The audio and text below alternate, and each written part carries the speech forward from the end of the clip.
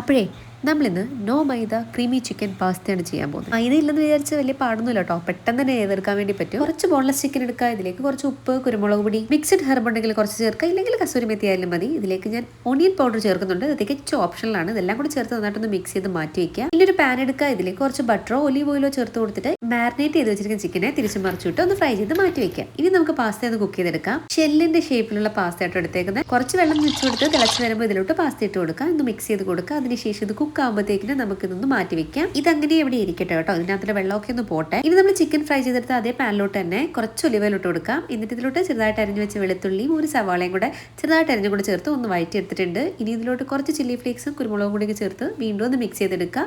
ഇനി നമ്മുടെ താരം ഫ്രഷ് ക്രീം എത്തിയിട്ടുണ്ട്. ഫ്രഷ് ക്രീം കൂടെ ചേർത്ത് കൊടുത്തിട്ട് ഒന്ന് മിക്സ് ചെയ്യുക. വീണ്ടും ഒരു ഗ്ലാസ് പാലൂടെ ചേർത്ത് ഒന്ന് മിക്സ് ചെയ്ത് മാറ്റി വെക്കുന്നുണ്ട്.